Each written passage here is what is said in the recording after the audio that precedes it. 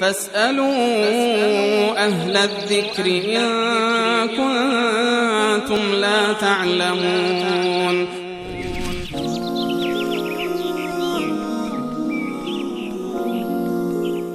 بیننده دیگری پرسیدن، گرچه این سوال بارها جواب داده شده، بازم اگر خیلی مختصر بفرمایید رنگ کردن موی سر و صورت چه حکمی دارد؟ درباره رنگ کردن موی سر و صورت، رنگ‌های دیگری که باشه، مثلا حنا باشه یا رنگ دیگری، در شریعت اسلامی هیچ گونه ممنوعیتی نیامده، نه برای زن و نه برای مرد. ممنوعیتی به صورت کلی نیامده، منتها با توجه به این که یک معیار کلی رو شریعت قرار داده در این زمینه که انسان نباید خودش رو یعنی انگشت نما بکنه در میان جامعه، بگونی باشد که یعنی متفاوت از تمام مردم باشه که با این رنگ مثلا اونو بشناسند یا با مدل لباس اونو بشناسند، هر چیزی باشه، این که انسان خودش رو انگشت نما بکنه در جامعه، شهره آفاق بشه با اون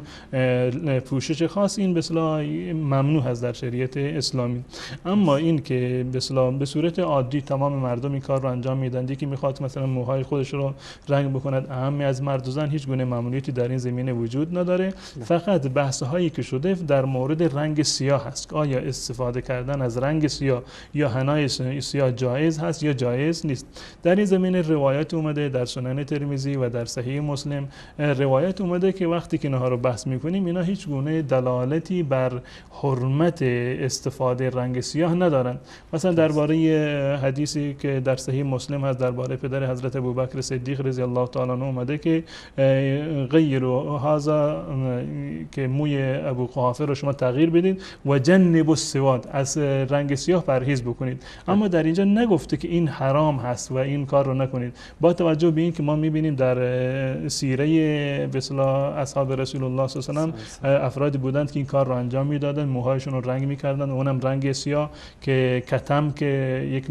ماده‌ای هست مانند حنا هست، رنگش به اصطلاح سیاه کاملا تیره نیست، منتها سیاه به اصطلاح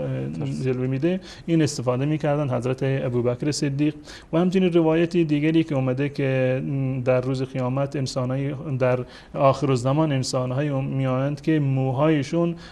که حواصل طیر اومده که مثل چیندان مرغ هستند و سیاه هستند، این دلالت بر تحریم نمیکنه. این یک نوع علامتی از در اینجا ذکر شده، با توجه به این که تمام این روایت، حتی در روایت صحیح مسلم هم بحث از رویش که این کلمه جنب السواد این از خود لفظ حدیث نیست، گفتار رسول الله صلی الله علیه و آله نیست و یک نوع اضافه شده و مدرجی هست از کلام خود راوی. و این حدیث دیگر، حدیث سنن ترمذی، هم روی سندش بحث است و دلالتش هم دلالت قطعی نیست. به این خاطر است که فقها فتوا دادند، خصوصا در مذهب احناف، نهایت حکمی رو که برایش بیان کردن، این گفتند که رنگ کردن سیاه مکروه است.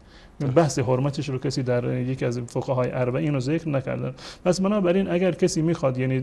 احتیاط بکنه در این زمینه، حد اکثر حکمش این است که به اصطلاح مکروه است، وگرنه دلایلی که اثبات بکنند حرمت رنگ سیاه رو، دلایل قوی و صحیح و صریح در این زمینه وجود نداره.